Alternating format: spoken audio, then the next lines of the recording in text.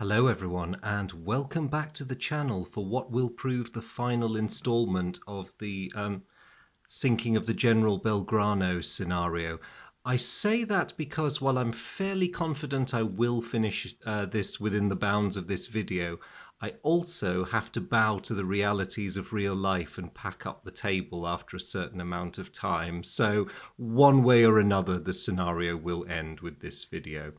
I just wanted to, before I proceed, just offer a bit of comment on the previous video, mainly to apologise for my dithering through the middle half of it. I was probably being more cautious about my discarding and drawing than I needed to be.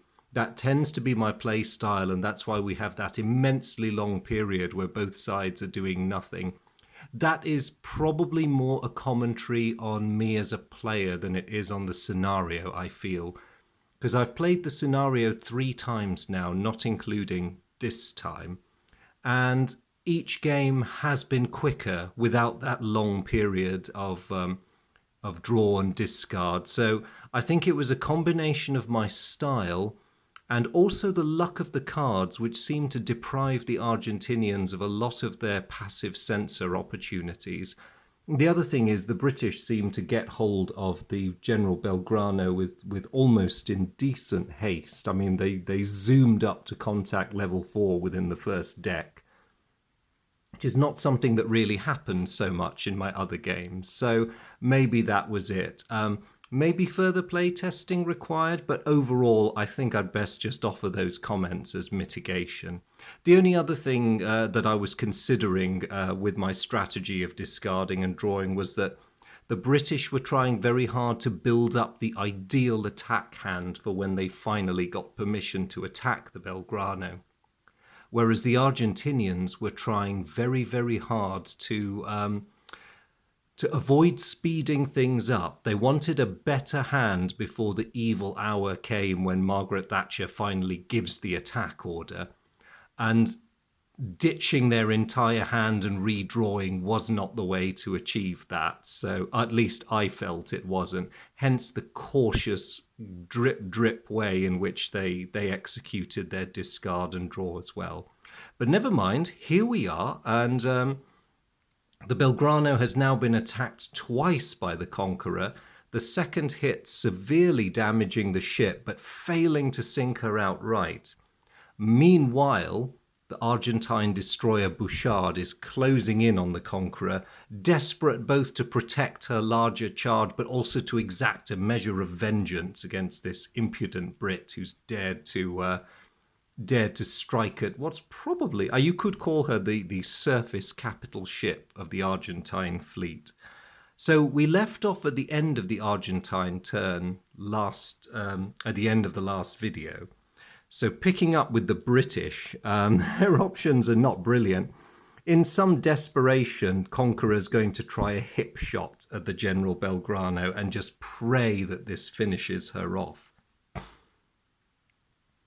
Well, we'll see how it turns out. The Bouchard is going to play a passive sonar card just to beef up her chances of doing horrible things to the Conqueror even more. And the Conqueror is going to fire. So total weapon rating of 4, her intrinsic attack value +1. 7. Oh, that's exactly what she needs to score a hit. What is it going to do? Sensor ×2 and attack. With a terrible, terrible groan, the poor old Belgrano is rocked by this second hit and begins to settle. So she is done. Her helicopter can no longer contribute because she could only communicate with the stricken ship. So the Belgrano is now out of the picture. So Conqueror's done a good job there. She draws her card, but she now has to worry about an extremely angry Argentinian destroyer that is out for blood now. So let's see what happens.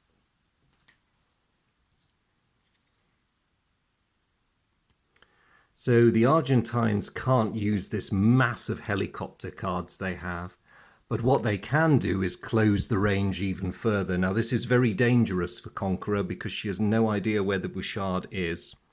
So the Bouchard is going to spend this turn closing the range and getting as good a fix on Conqueror as she can. But unfortunately for the Argentines, their hand is now full because of the loss of Belgrano and her helicopter being out of contact. So they'll need a turn to disentangle that situation. Meanwhile, I wonder... There's not much Conqueror can do. She can't see the Bouchard or any of the other Argentine ships, and she really needs to break away in order to leave. There is another rule that whenever... Oh, actually, I just remembered this last rule. If the Belgrano is sunk, then the two destroyers withdraw when... Okay, when a card with a random number greater than 4 is played by either side, either as a... yes, but not as a discard. So yes, if either side plays a card that has a random number value of 5 or above, then the game ends very abruptly. It's assumed that Argentine destroyers withdraw as they did historically. So the Bouchard closed, but that number was just low enough to keep her in the game. So really what needs to happen for Conqueror is she's got to try and last until those destroyers go away. She's going to ditch that helicopter card. She can't do anything with it anyway. And she gets damage control. That's not too great.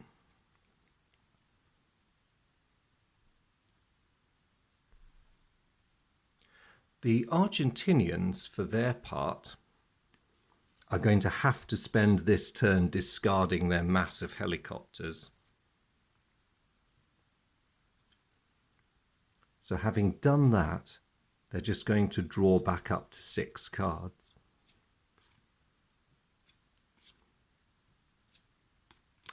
They have a weapon lock on now. That's not good at all.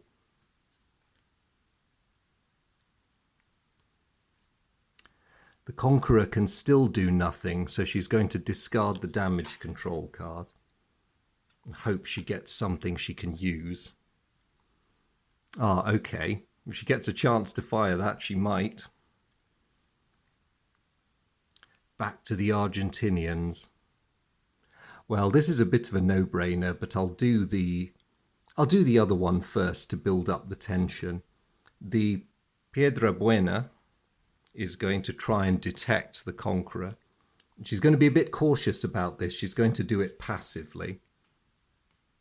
Oh no, not only does she fail, but she suffers a sensor malfunction. Okay, not a great start for that ship. But it's not over yet.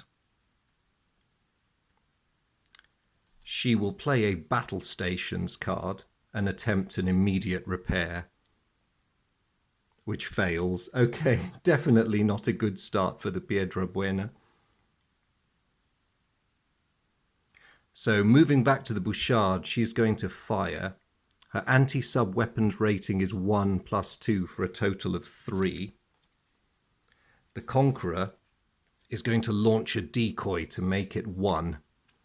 And the Argentinian draw is 2. Okay, well done, Conqueror. That was very scary, but she has managed to get away for now. The Argentines draw more cards.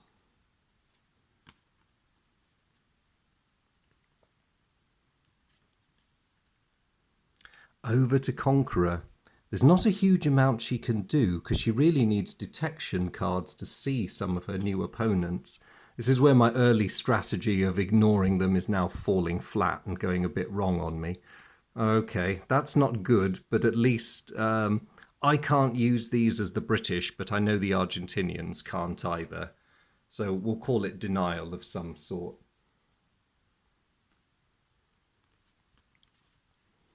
But of course the Argentinians get another chance already.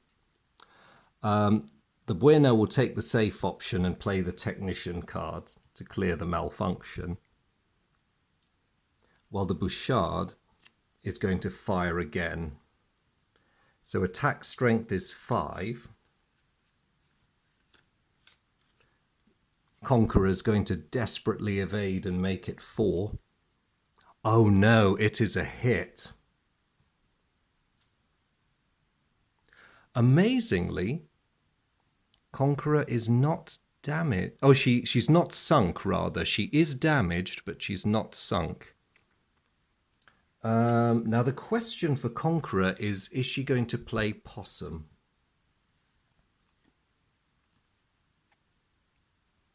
It's a bit of a dangerous strategy if she is.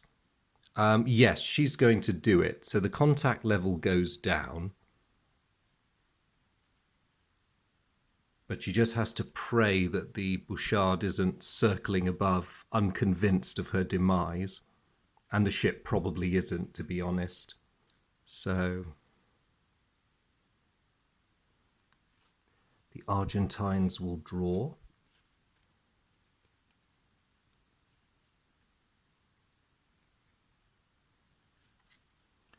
And unable to do anything because they're running. So the Conqueror's gone for a systems shutdown, which means she can only react with surface noise, a thermal layer, or passive sonar.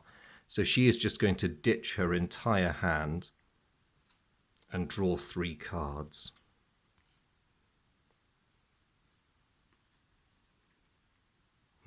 Okay. That might get her out of this. Because she's absolutely right. The Bouchard is unconvinced of her demise and is going to play active sonar and see if she can get her lock back up to 4. In response to this, the Conqueror is going to play contact reduction. Now, normally we would resolve this action and the reaction, but contact reduction has a random number of 5, which means that reluctantly the Bouchard is recalled when the Piedra Buena and the Puerto Rosales draw off. And the scenario, luckily for Conqueror, because she's in a bad way, ends at that point with the withdrawal of the Argentinian ships. So there we go. Conqueror was very lucky to survive that. She got away with it. I think if the game had gone on a few more turns, the Bouchard would probably have finished her off. But aside from the fact that she was caught, damaged, and very nearly taken out, that scenario played out pretty much as the historical one did. There was that there was the rapid acquisition of the target by Conqueror, i.e. the Belgrano. Then there was this incredibly tense period of waiting. The Argentinians trying to prepare their defense for when the torpedoes started coming, and the British trying very hard to optimize their attack hand for when Mrs. Thatcher finally got out of bed and gave them their attack order. I realize it was a long wait for those of you who watched their way through the last video, but for me it was incredibly tense and really, really exciting. Every card draw following a discard held the promise of either a fire order, which would be yay if you were the British, or no, too soon if you were Argentinian. So yes, it kept me on the edge of my seat, and that ending was quite incredible. The Belgrano took some killing. If Conqueror had killed her on the first hit and then attempted to make a getaway, it probably would have been a very close, if not identical, match to history as we know it. But this time, the Argentine destroyers had a chance to show their mettle. The Bouchard in particular reacted very quickly in the moment of crisis, but then having scored some level of damage to the ship, evidently whoever was now the CNC of the Argentine task force decided that enough was enough. They were going to fall back and protect the fleet oiler and assume that the Bouchard had killed her target, possibly over the objections of Bouchard's captain. We shall never know in this alternate history. So there we go. That was the second of the really, really excellent scenarios crafted by Happy Wanderer. And again, a huge thank you to you, sir. I have really, really enjoyed playing these, and I hope other people will take the opportunity to play them through as well. They are a labour of love. A lot of thought and effort has gone into developing them, and they will always be these cards and the scenario rules will have a permanent place in my attack sub box. Let me put it that way. So yes, I'm still climbing down from the slight adrenaline rush of all that. But I'm just going to say, before I reluctantly pack all this stuff up, a huge thank you to all of you, as always, for joining me on this series. It's really, really great to have you guys around. And I cannot believe there are 400 of you following me. That is simply amazing and really heartwarming. Thank you so much. It's so good to be able to share this stuff with like-minded and interested people. A big hello and a salute to all my veterans. As always, I really appreciate the time you guys invest in watching these videos, and a huge welcome too to any newcomers. As I always say, if this is your first visit to my channel, you're very welcome. If it was Attack Sub that brought you here, please look at some of the other videos in the series. Or if it's wargaming in general, then by all means have a meander and see what catches your fancy on the rest of the channel. But whoever you are and whatever's brought you here, and again with a huge thank you to Happy Wanderer for giving me the basis of a really fun series. I've really enjoyed doing these Falkland Island campaign scenarios. Thank you to you and to all the rest of you. Take care of yourselves, and I will see you in the next video. Bye now.